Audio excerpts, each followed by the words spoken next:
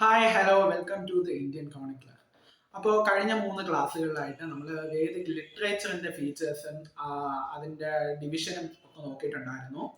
ഇന്നത്തെ വീഡിയോയിൽ നമുക്ക് ഈ ഋഗ്വേദിക് ആര്യൻസിന്റെ പൊളിറ്റിക്കൽ ലൈഫ് എങ്ങനെയായിരുന്നു എന്നാണ് നമ്മൾ ഇന്നത്തെ വീഡിയോയിൽ ഡിസ്കസ് ചെയ്യുന്നത്. അപ്പൊ നമുക്കിനി സംസാരിച്ച സമയം കളയേണ്ട നേരെ വീഡിയോയിലോട്ട് പോകാം.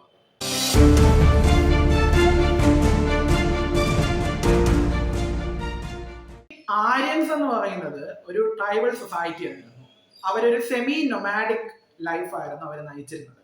അതുകൊണ്ട് തന്നെ ഈ ആര്യൻ ടൈപ്സ് അറിയപ്പെടുന്നത് ജനാസ് എന്നാണ്.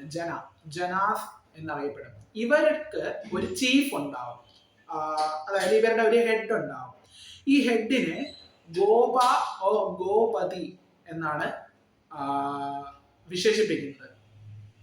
അപ്പൊ ഈ ഗോപതി എന്ന് പറയുന്ന ഇവരുടെ ഹെഡാണ് ഇവരെ മുഴുവൻ പ്രൊട്ടക്ട് ചെയ്യുന്നതും ഇവരുടെ കാറ്റിൽസിനെ പ്രൊട്ടക്ട് ചെയ്യുന്നതും ഒക്കെ. ആരിൽ നിന്നാണ് ഈ കാറ്റിൽസ് പ്രൊട്ടക്ട് ചെയ്യുന്നതെന്ന് ചോദിച്ചു കഴിഞ്ഞാൽ പാണീസ് എന്ന് പറഞ്ഞ മറ്റൊരു കമ്മ്യൂണിറ്റി ഉണ്ട്. ഇവര് ആര്യൻ ട്രൈബ്സിന്റെ എനിമീസ് ആയിട്ടാണ് കൺസിഡർ ചെയ്യുന്നത്. ഈ പാണീസ്, അതായത് ഈ ആര്യൻസിന്റെ കാറ്റിലിനെ ഫോറസ്റ്റിൽ ഹൈഡ് ചെയ്ത് വെക്കുന്ന ഒരു കമ്മ്യൂണിറ്റി ആയിട്ടാണ് നമുക്ക് വേദിക് ലിറ്ററേച്ചറിൽ പാണീസിനെ കാണാൻ പറ്റുന്നത്. അപ്പൊ ഈ പാണീസിൽ നിന്ന് കാറ്റിൽസിനെ രക്ഷിക്കാനായിട്ട് ഇവര് ഗോഡ് ഇന്ദ്ര ആണ് ഇവര് പ്രാർത്ഥിക്കുന്നത്. അതായത് ദേവേന്ദ്രൻ എന്ന് പറയുന്ന ഈ ഒരു ദേവനാണ് ഇവര് കാറ്റിൽസിനെ സേവ് ചെയ്യാനൊക്കെ പ്രാർത്ഥിക്കുന്നത്. ഈ ഗോപതിയുടെ അല്ലെങ്കിൽ ഇവരുടെ ചീഫിന്റെ ഡ്യൂട്ടി എന്താന്ന് വെച്ച് കഴിഞ്ഞാൽ ഈ പറയുന്ന ജനാസിനെയും ഇവരുടെ കാറ്റിൽസിനെയും പരിപാലിക്കുക, പ്രൊട്ടക്ട് ചെയ്യുക പാണീസിൽ നിന്ന്.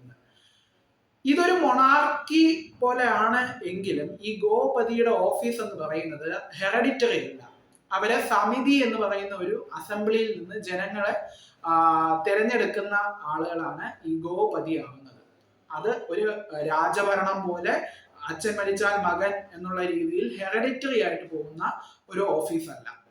ഇനി ഈ സമിതിയുടെ കാര്യം പറഞ്ഞതുപോലെ വേദിക് സൊസൈറ്റിയിലെ ഡിഫറെന്റ് അസംബ്ലീസ് നോക്കിക്കഴിഞ്ഞാൽ ഒന്ന് സഭയാണ്.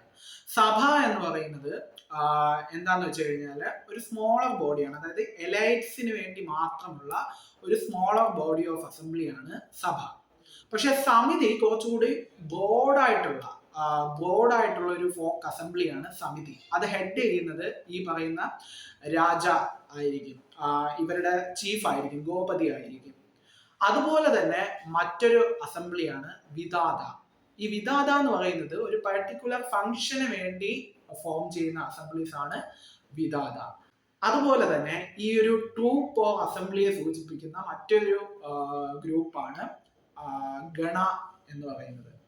ഇനി ഈ ഋഗ്വേദിക് സൊസൈറ്റിയിലെ വേരിയസ് ഫംഗ്ഷനറീസിനെ നോക്കിക്കഴിഞ്ഞാൽ അവിടെ പുരോഹിത എന്ന് പറഞ്ഞൊരു ഓഫീസ് ഉണ്ടാവും. അതായത് ഈ രാജാവിനെ അല്ലെങ്കിൽ അവരുടെ ചീഫിനെ പല കാര്യങ്ങളിലും അഡ്വൈസ് ചെയ്യുന്നതും റിച്വാലിസ്റ്റിക് ആയിട്ടുള്ള സർവീസസ് നടത്തുന്നതുമാണ് പുരോഹിതയുടെ ഫംഗ്ഷൻ.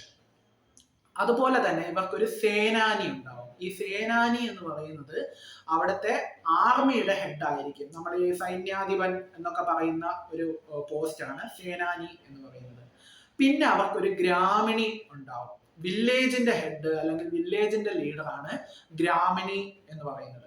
അത് കഴിഞ്ഞ് വ്രജയുടെ പതി, അതായത് ആ ഒരു ടെറിറ്റോറിയൽ ഹെഡിനെയാണ്, രാജാവിന് താഴെ ഓരോ ടെറിറ്റോറിയൽസ് ഉണ്ടാവുമല്ലോ, ഈ ഒരു ടെറിറ്റോറിയുടെ ഹെഡാണ് വ്രജപതി എന്ന് പറയുന്നത്.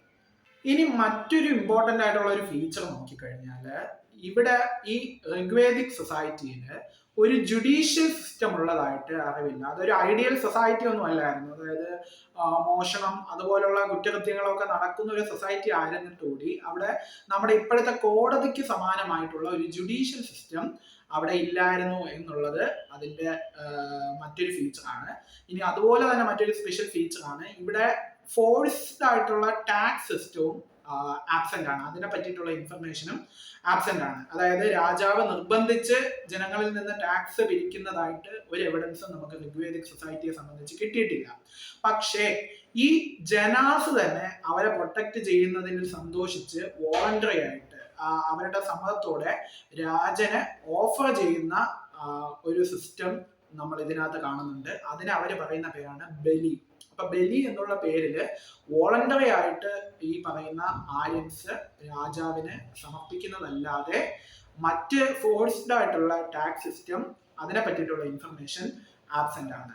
ഇനി അവരുടെ മിലിറ്ററി കാര്യങ്ങൾ നോക്കിക്കഴിഞ്ഞാൽ ഇവര് ഹോഴ്സ് ഡ്രിവൺ ആയിട്ടുള്ള ചാരിയറ്റ്സ് ആണ് വ്യാപകമായിട്ട് യൂസ് ചെയ്യുന്നത്. അതായത് ഒരു കുതിരകളെ കൊണ്ട് ചലിപ്പിക്കുന്ന രഥങ്ങളിലുള്ള യുദ്ധത്തിനെ പറ്റി ഒരുപാട് ലിറ്ററൽ എവിഡൻസ് നമുക്ക് കിട്ടിയിട്ടുണ്ട്. അതുപോലെ ഇവരുടെ യുദ്ധങ്ങളുടെ കാര്യം വരുമ്പോഴത്തേക്കും 2 തരം യുദ്ധങ്ങളാണ് ഋഗ്വേദിക് സൊസൈറ്റിയിൽ ഉണ്ടാകുന്നത്. ഒന്ന് പ്രീ ആര്യൻസുമായിട്ടുള്ള യുദ്ധം. പ്രീ ആര്യൻസ് എന്ന് പറയുമ്പോൾ അവരെയാണ് ഈ ദാസാസ് എന്നും ദസ്യൂസ് എന്നൊക്കെ പറയുന്നത്. അതായത് ആര്യന്മാർ വരുന്നതിന് മുന്നേ ഇവിടെ ഈ ടെറിട്ടറീസിൽ താമസിച്ചുകൊണ്ടിരുന്നവരാണ് ഈ ദാസാസ് അല്ലെങ്കിൽ ദസ്യൂസ്. ഇവരുമായിട്ടുള്ള യുദ്ധങ്ങളിലാണ് ഒന്നാമത്തെ ടൈപ്പ് യുദ്ധം. രണ്ടാമത്തെ യുദ്ധം എന്ന് പറഞ്ഞാൽ ഈ ആര്യന്മാരുടെ ഇടയിൽ തന്നെ നടക്കുന്ന യുദ്ധം. അതായത് ഒരു ആര്യൻ കമ്മ്യൂണിറ്റിയും മറ്റൊരു ആര്യൻ കമ്മ്യൂണിറ്റിയും തമ്മിൽ നടക്കുന്ന യുദ്ധം. ഇങ്ങനെ 2 തരം യുദ്ധങ്ങളും ഋഗ്വേദിക് സൊസൈറ്റിയിൽ നടന്നിട്ടുള്ളതായിട്ട് നമുക്ക് എവിഡൻസുകളുണ്ട്. അപ്പൊ ഇത്രയുമാണ് നമ്മുടെ ഋഗ്വേദിക് ആര്യൻസിന്റെ പൊളിറ്റിക്കൽ ലൈഫ്. ഇനി ഇവരുടെ സോഷ്യൽ ലൈഫിനെ പറ്റിയിട്ട് നമുക്ക് അടുത്ത ക്ലാസ്സിൽ ഡിസ്കസ് ചെയ്യാം. അതുവരെ എന്തെങ്കിലും ക്വസ്റ്റ്യൻസ് ഉള്ളത് നിങ്ങൾ കമന്റ് ബോക്സിൽ അറിയിക്കുക. അതിനുള്ള ഉത്തരം വീഡിയോ ആയിട്ടോ അല്ലാതെയോ തരുന്നതായിരിക്കും തീർച്ച. Thank you.